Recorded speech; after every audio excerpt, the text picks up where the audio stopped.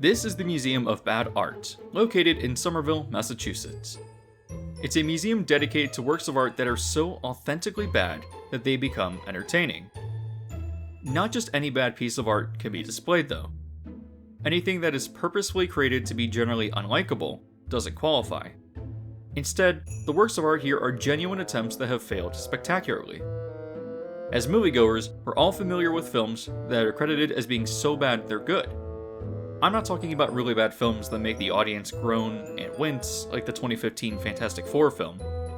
I'm also not including films intended to be comically bad, such as Sharknado. Instead, let's talk about something like Tommy Wiseau's The Room, which is so bizarre that it becomes entertaining because of how it perplexes its audience. Hi. Can I help you? Yeah, can I have a dozen red roses, please? Oh, hi, Johnny. I didn't know it was you. Here you go. That's me. How much is it? It'll be $18. Here you go. Keep the change. Hi, doggy. You're my favorite customer. Thanks a lot. Bye. Watching a scene like this, where the costuming, pacing, dialogue, and editing is so poorly done, it can't help but be entertaining. While intended to be a serious drama, The Room is a film that baffles its audience and by doing so becomes a strange category of art that it was never intended to be. Today we're going to be exploring a first for the theme park industry. An attraction that falls into the category of being so bizarre and poorly executed that it becomes extremely entertaining to experience. Here's why I love Fast and Furious Supercharged at Universal Studios, Florida. Ride or die!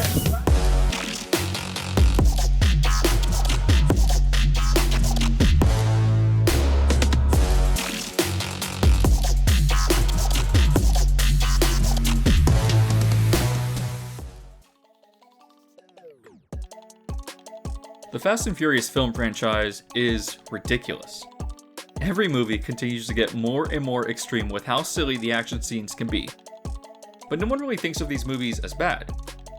In fact, I personally find them extremely entertaining because their camp is intentional.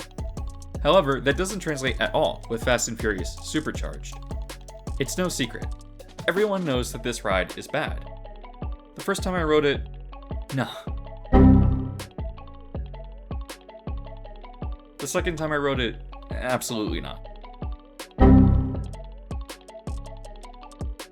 The third time I rode it, I realized this is one of the most entertaining experiences I've ever had. Universal first brought the franchise to its parks with a segment on the studio tour at Universal Studios Hollywood. Called The Fast and the Furious Extreme Close-Up, this little segment on the tour was present from 2006 to 2013, and really was nothing more than two cars mounted on KUKA arms with some special effects. You might think to yourself, wow, this is pretty bad. How could it get any worse? Well, in 2015, the studio tour premiered Fast and Furious Supercharged, which was met with mixed reviews. I think that this was considered passable because it's part of the larger studio tour, which is in itself excellent. But this segment would be turned into a full-blown attraction when it opened in 2018 at Universal Studios Florida. Let's explore this attraction and see what makes it so bad. However, let's also try viewing it through the lens of it being so bad it's good. The attraction is located in the San Francisco area of the park. Originally housing Earthquake the Big One, the San Francisco theming made sense for that attraction. Before entering Fast and Furious and not knowing where it takes place, the facade of the building also seems to plausibly make sense with the theming as well. As you make your way through the queue, it is often joked that this is the best part of the attraction. It's a rusty garage full of souped up cars, and for what it's going for is done pretty well. However, you then get to the first pre-show.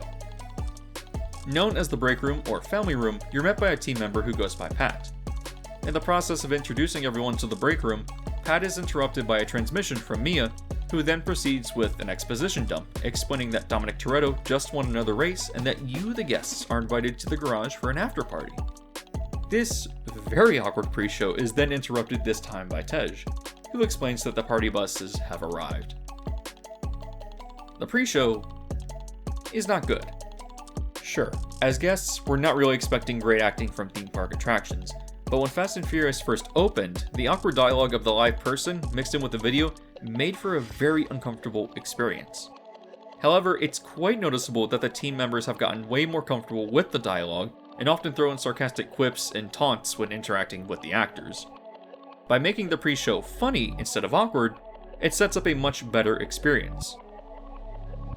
Everyone knows that this ride is ridiculous, and the tongue-in-cheek acting of the team members is important in recontextualizing the guest's perspective on what they're about to experience.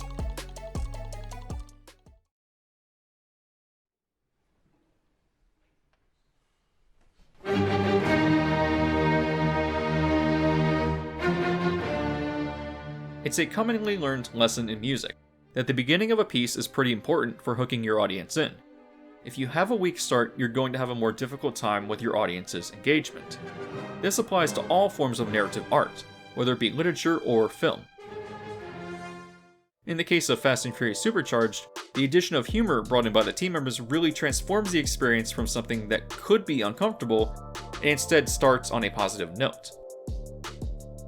As this pre-show ends, guests move into Tej's War Room, a second pre-show hosted by another team member who goes by Jamie. This particular video is Tej explaining that the party buses are ready, but he's interrupted first by Toretto, and then by Hobbs, explaining that the FBI has honed in on their location. As with the first pre-show, the video is awkward. I mean, just look at Ludacris bobbing his head and staring off at nothing. But the team members have really stepped up in making the experience feel almost satirical with their humor. If you want to watch the pre-shows on YouTube, you're going to almost always find recordings from when it first opened, and so it's going to be difficult to see what I'm talking about. That being said, I do recommend writing this yourself if you get the chance to really see the point that I'm making.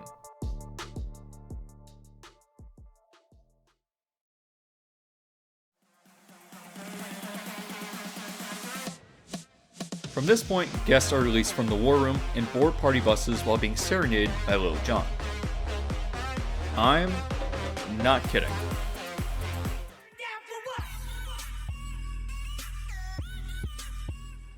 As the ride starts, you move into a dark tunnel with projections on the wall and a bouncing floor to make you feel like you're moving through a tunnel. During this sequence, Hobbs comes onto the screen, trying really hard to look tough, while he throws out an exposition dump about how you're going to have to watch out for Deckard Shaw. Exiting the tunnel, you then move through a back alleyway with some cars and set dressing. It actually looks kind of cool, and can trick the guests into thinking that they're going to experience something exciting.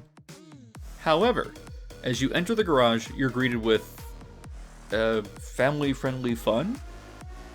The FBI comes in to bust the party, and then this hilarious scene plays out. This is what we're doing. This is the race day after party. And where the other? Roman Pierce, FBI, don't move. Look at that really cool-fitting suit. Over. You know how long I took to iron this shirt, man? I'm not... You're under arrest right now.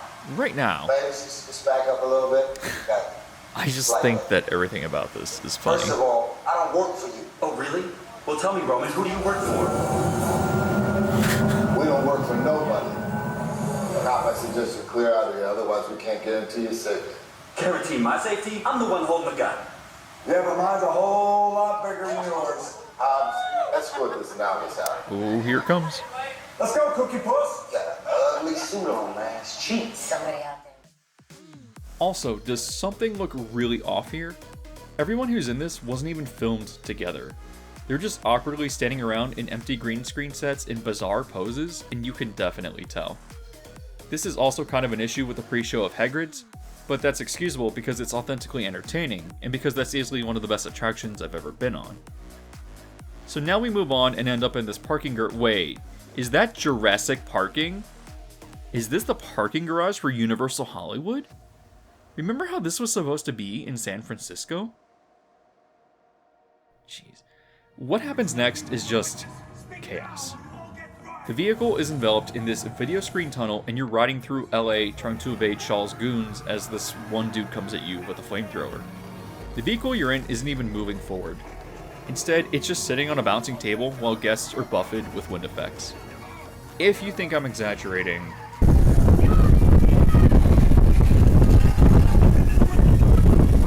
as you proceed through this, PS2 cutscene, absolute pandemonium occurs. Be sure to watch out for the jump scare fog effects that also might just blow out your eardrum. The this whole thing looks less chaotic on video, but I can promise you that in the moments with things happening on both sides of the bus, it's indiscernible chaos. Everything about this is hilarious. Look at this awkward CGI man. How about you, you asshole? Don't think you're getting away!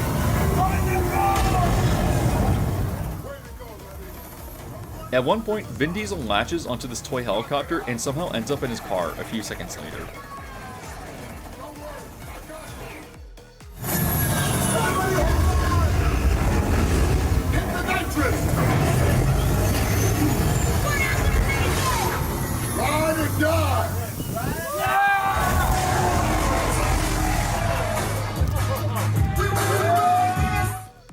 Fantastic.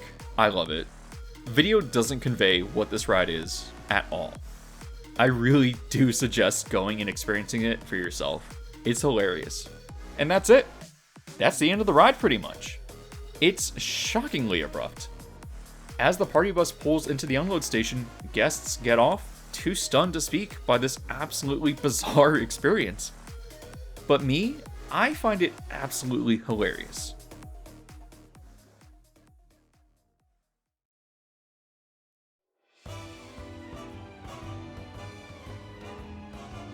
I believe that themed attractions are themselves forms of art, and this is the extremely rare case of an attraction that falls into the so bad it's good category. Now should it? Well, no. No attraction should ever be designed like this. We're all probably aware of bad Disney attractions, like Superstar Limo or Stitch's Great Escape, where guests actively had worse days after experiencing them. But the utterly ridiculous experience of Fast and Furious saves it from this fate. So why don't more people see it this way? Well, first, it replaced Earthquake, which was a classic attraction that helped define the early years of Universal Studios Florida. I think that a lot of people also share this opinion, but it was replaced because it just simply wasn't bringing in the crowds it used to. In retrospect, I think that a lot of people were angry that this is what replaced it. Second, as you can tell, Fast and Furious is a screen-based attraction. I personally don't have an issue with screen-based attractions if they're done well, but this park is absolutely oversaturated with them. Take for example Race Through New York with Jimmy Fallon. I think it's a fantastic attraction, but really suffers because it's a simulator in a park with 3 other simulators already built. You have Shrek, you have Minions, you have Simpsons. Then, you have screen-based non-simulator attractions like Transformers or Harry Potter and the Escape from Gringotts. These last 2 are pretty decent attractions, but Race Through New York really suffers because people dislike the proportion of screen-based attractions to physical ones. There's also the factor of it having replaced Twister, another outdated but classic attraction that utilized physical sets. For all the criticism that this park gets, I feel that Fast and Furious Supercharged is the only truly bad attraction that this park offers. So, with this in mind, and how the attraction also just bombards you with incomprehensible chaos, I understand how people can overlook how comedic the attraction can be. Ride or die! I also very strongly feel that the more relaxed and comedic pre-show spiels by the team members really sets up a different kind of experience. When the guests are laughing and having a good time, already understanding that they're in a ridiculous situation, the ride itself is put into such a different context. Should this attraction have been built? No. But when we move past the legacy of Earthquake and really take the attraction in, I can't help but find it extremely entertaining. I really do suggest that the next time you ride it, experience it with a new set of expectations. This has been the tale of why I authentically love Fast and Furious Supercharged. This all being said, do you agree with me or have I changed your mind? Please let me know in the comments. If you enjoyed this content, please also go ahead and hit the thumbs up on the video. As always, make sure you hit the subscribe button if you haven't already, and this way you'll know when new videos are released.